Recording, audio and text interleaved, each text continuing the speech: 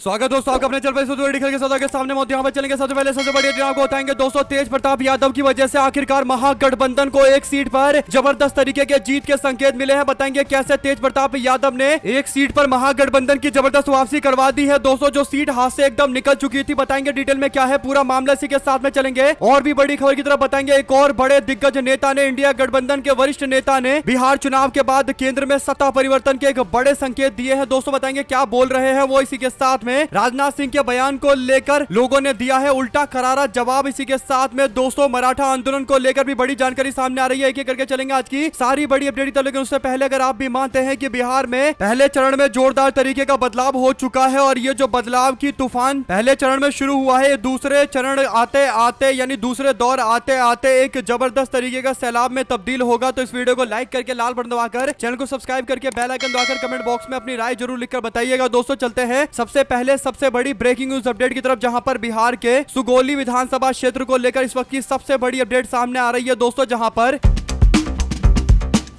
दूसरे चरण के चुनाव होने वाले हैं। सुगौली विधानसभा सीट से वीआईपी के उम्मीदवार ने अपना नामांकन दाखिल किया था, लेकिन 20 अक्टूबर को खबर सामने आती है कि वीआईपी के उम्मीदवार का नामांकन रद्द कर दिया गया है और इंडिया गठबंधन की ओर से कोई और उम्मीदवार सुगौली सीट पर नहीं उतारा गया था दोस्तों, जिसके बाद ये साफ हो गया था कि ये सीट फ्री फंड में चिराग पासवान की पार्टी को मिल चुका है। सुगौली के विधानसभा चुनाव एनडीए गठबंधन के लिए एकदम ईजी हो चुका था। यूं कहिए कि केवल चुनाव लड़ना मात्र रह गया था। ये सीट इंडिया गठबंधन के हाथ से निकल चुकी थी दोस्तों, लेकिन 26 से 28 अक्टूबर के बीच में वीआईपी पार्टी एक सभा, एक आपसी बैठक बुलाती है दोस्तों और तय करती है कि क्योंकि महागठबंधन में वीआईपी पार्टी को सुगौली की सीट लड़ने के लिए दिया गया है, तो यहां पर एक दमदार उम्मीदवार होना चाहिए, क्योंकि वर्तमान विधायक और वीआईपी का टिकट जिन्हें मिला था शशि भूषण सिंह को, उनका तो नामांकन रद्द कर दिया गया है। इसके बाद मुकेश सहनी ने एक बड़ा फैसला लिया दोस्तों। उन्होंने कहा कि देखिए कि कौन है इस विधानसभा सीट में जो चुनाव लड़ रहा है और महागठबंधन की विचारधारा के सबसे करीबी है। तो इसके बाद पता चलता है कि तेज प्रताप यादव ने जो पार्टी बनाई है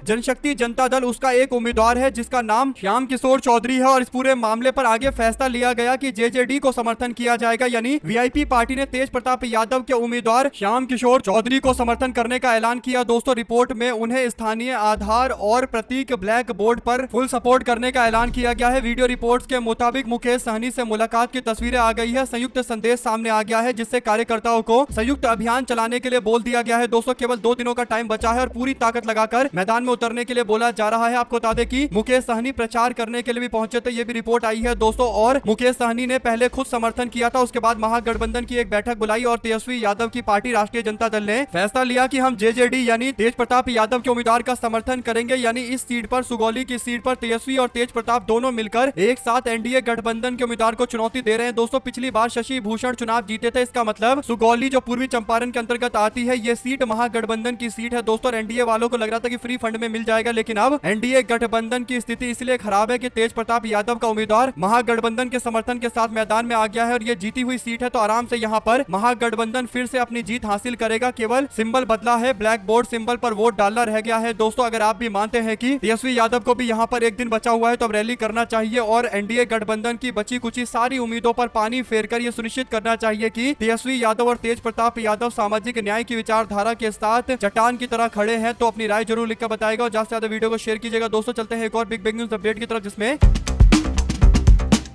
एक दिन पहले राहुल गांधी ने कहा था कि हम लोग जल्द केंद्र में बदलाव करने जा रहे हैं, यानी बिहार में चुनाव जितवाइए, उसके बाद केंद्र में भी कुछ होगा, यानी इशारा दिया था उन्होंने कि तैयारी चल रही है। और इसके बाद बिहार को सबसे महान यूनिवर्सिटी नालंदा यूनिवर्सिटी की तरह एक यूनिवर्सिटी दिया जाएगा, जहां पर दुनिया के सबसे ज्यादा पढ़े लिखे लोग और दुनिया की सारी नॉलेज मौजूद रहेगी और लोग भारी संख्या में विदेशों से आएंगे और बिहार में आकर यानी नॉलेज की धरती पर आकर पढ़ाई करेंगे, जो हमेशा से बिहार का एक रिकॉर्ड रहा है। ऐसे में दोस्तों राहुल गांधी के वादे के बीच और राष्ट्रवादी कांग्रेस पार्टी के शरद चंद्र पवार यानी रकंपा एसपी के नेता शरद पवार ने शनिवार को कहा है कि भारतीय जनता पार्टी के नेतृत्व वाले राष्ट्रीय जनतांत्रिक गठबंधन यानी एनडीए गठबंधन बिहार का चुनाव हार जाता है तो उन्हें आश्चर्य नहीं होगा, क्योंकि इस पूर्वी राज्य के लोग बदलाव चाहते हैं। पवार ने पत्रकारों से बात करते हुए कहा कि बिहार बाकी के देश के राज्यों से अलग है और यहाँ भारतीय राजनीति के कुछ निर्णायक क्षणों का बिहार हमेशा साक्षी रहा है। उन्होंने ये भी कहा है कि हालांकि बिहार में प्रचार नहीं किया है, लेकिन राज्य में अपने संपर्कों से मिली जानकारी के अनुसार अगर राजग सत्ता खो देता है तो उन्हें आश्चर्य नहीं होगा। उन्होंने कहा कि बिहार के लोग बदलाव चाहते हैं। उन्होंने कहा कि ये गरीब राज्य है लेकिन यहाँ के नागरिक राजनीतिक रूप से जागरूक है। स्वतंत्रता संग्राम के दौरान चंपारण में महात्मा गांधी ने आंदोलन की शुरुआत की थी और पूरा देश महात्मा गांधी के साथ में खड़ा हुआ था। बिहार की भूमि बदलाव की भूमि है। बिहार हमेशा राजनीतिक रूप में एक सक्रिय और कहीं ना कहीं कुछ बड़े बदलाव की एक भूमि रही है, इसीलिए इस बार भी उम्मीद कर सकते हैं कि बिहार कुछ बड़े और बदलने वाले नतीजे देगा। अगर आप भी मानते हैं दोस्तों की बात एकदम सही है और शरद पवार का ये कहना कि देश के अंदर भी इससे बदलाव होगा और एनडीए गठबंधन सत्ता खो सकती है, तो कहीं ना कहीं संकेत तो वो जरूर दे रहे हैं कि केंद्र के अंदर भी कुछ बड़े बदलाव को लेकर पार्टियां एक्टिव होने वाली है बिहार चुनाव के अच्छे नतीजे आने के साथ ही। तो अपनी राय जरूर लिखकर बताइएगा। चलते हैं एक और अपडेट की तरफ, जिसमें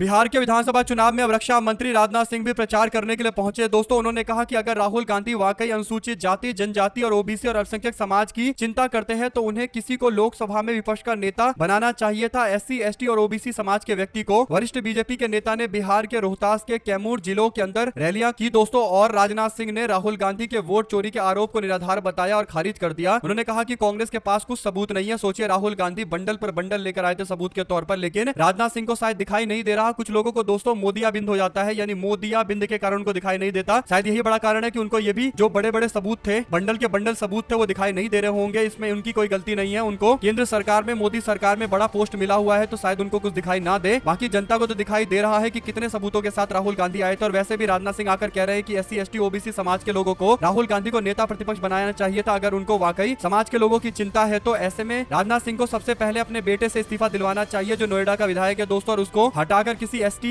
एससी, ओबीसी व्यक्ति को चुनाव लड़वाना चाहिए। अगर आप भी मानते हैं कि अमित शाह और राजनाथ सिंह जैसे नेताओं को जो अपने बेटे को मंत्री बनाकर और अलग अलग बड़े बड़े पोस्टों पर पहुंचाकर परिवारवाद पर भाषणबाजी करते हैं, उनको 2 बार अपने बारे में सोचना चाहिए, अपने गिरेबान में झांकना चाहिए, उसके बाद इस तरीके की भाषणबाजी करनी चाहिए। तो लिखकर जरूर बताएगा दोस्तों। और बिहार में धीरे धीरे करके ये सारे नेता एक्सपोज होते जा रहे हैं जो परिवारवाद पर बोलने के लिए आ जाते हैं, ज्ञान बांटने के लिए, और खुद परिवारवाद के सबसे बड़े एग्जाम्पल बने पड़े हैं। साथ साथ अब ये दावा कर रहे हैं कि एससी, एसटी, ओबीसी समाज के लोगों को विपक्ष का नेता नहीं बनाया गया, जबकि राहुल गांधी ने भारतीय राष्ट्रीय कांग्रेस का राष्ट्रीय अध्यक्ष मल्लिकार्जुन खड़गे को बनाया, जो दलित समाज से आते हैं, 55-60 साल से राजनीति कर रहे हैं। और बीजेपी के नेताओं में अगर हिम्मत है तो एक बार आरएसएस वालों को बोले कि वो अपना जो सबसे बड़ा पोस्ट है सरसंघचालक का पोस्ट, उसमें एक बार जनरल कैटेगरी को छोड़कर किसी और कैटेगरी का व्यक्ति पोस्ट पर पहुंचाकर दिखाए, तब माना जाए कि वो 85% बहुजन समाज की हितों की बातें करती है। कुल मिलाकर दोस्तों अमित शाह से लेकर राजनाथ सिंह केवल भाषणबाजी कर रहे हैं और बिहार के लोगों को बेवकूफ बनाने की कोशिश कर रहे हैं। दोस्तों 2 शब्द जरूर लिखकर बताएगा राजनाथ सिंह के बारे में भी। इसी के साथ में चलते हैं एक और बड़ी अपडेट की तरफ, जहां पर